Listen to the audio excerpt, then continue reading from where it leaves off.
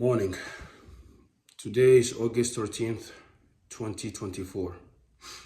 I have a message for the survivors of the Gatumba refugee camp massacre. And frankly, the message is for anyone who will listen.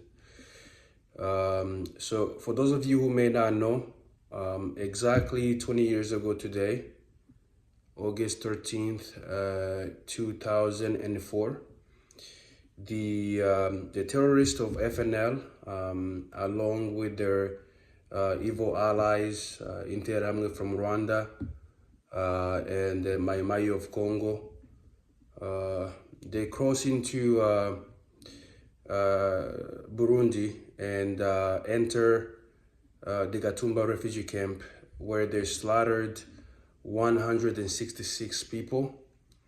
116 were severely wounded, and thousands more continue to suffer from the trauma of such a heinous crime. And 20 years later, nobody has been brought to justice. The leader of FNL, Agatogwasa, took responsibility the very next morning. He went on the radio and said, "I did this, I'm responsible." He has not been brought to justice, and nobody, either from the Interahamwe group or the Mai group, nobody has been brought to justice.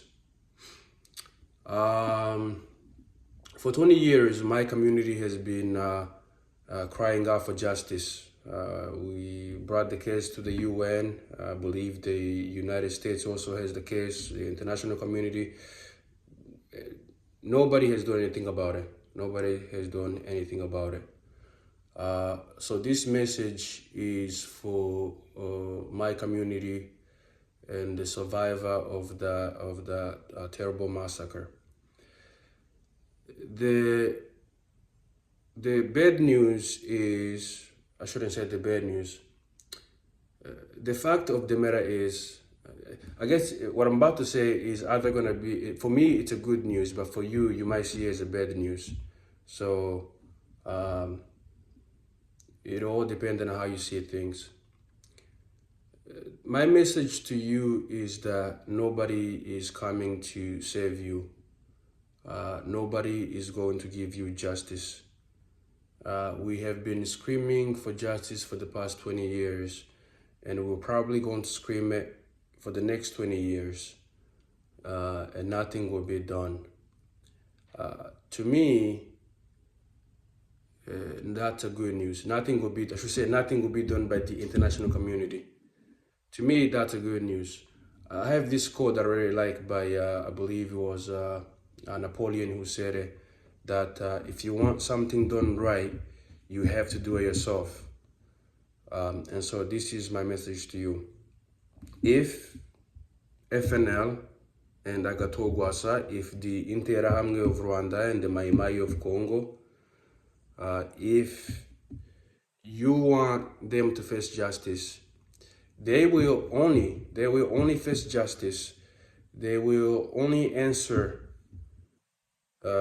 to the heinous, horrible things they did if you bring them to justice. You, the people who were there that night, the people who survived that massacre, you will be the one to bring them to justice.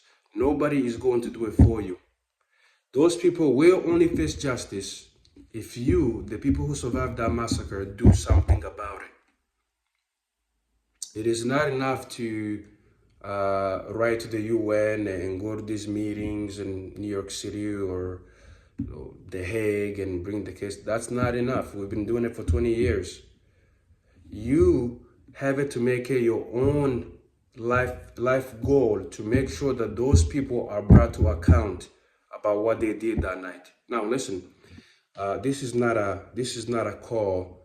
It's not a call for you to go take vengeance. I'm not calling for you to go take revenge. I believe that, I think it's a Bible, somewhere in the Bible, it's a Bible verse that says that vengeance belongs to God. And I'm a man of faith. I believe in God. And I do believe that God will deliver the ultimate justice. But it is important that we take our dignity back, right? What happened in 2004 is not an isolated incident.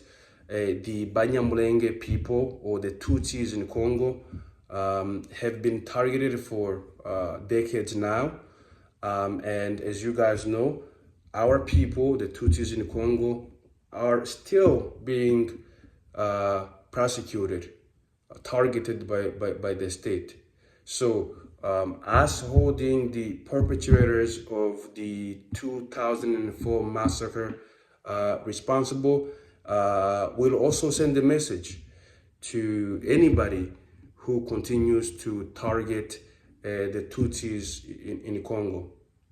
So to continue on that path, there's a Bible verse that I really like, Acts, the book of Acts, chapter 7, verses 23.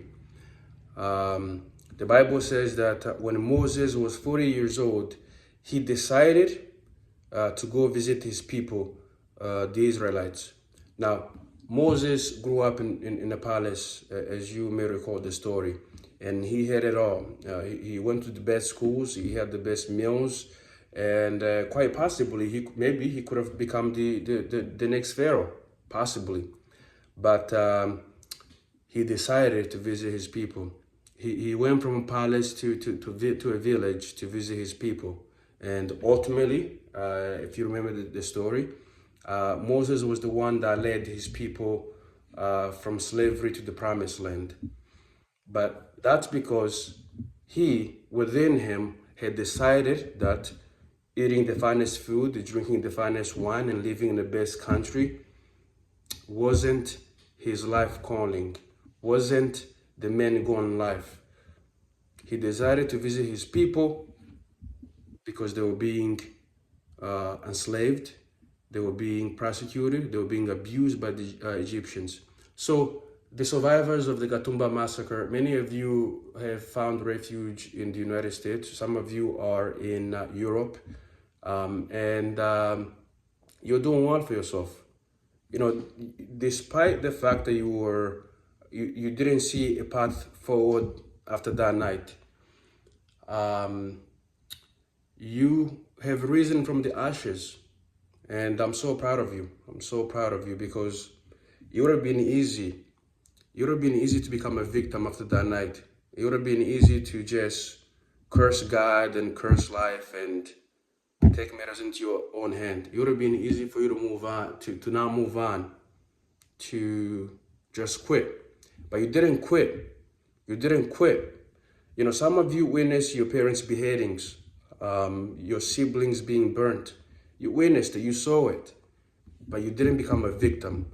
You have went on to become school teachers, engineers, doctors. You started families. You're doing great things for your community. You overcame the impossible. So what I'm asking for you is very, very minuscule. It's very, very, very small compared to what you have already overcome. So those people will be brought to justice, but it's going to be up to you to make sure that happens.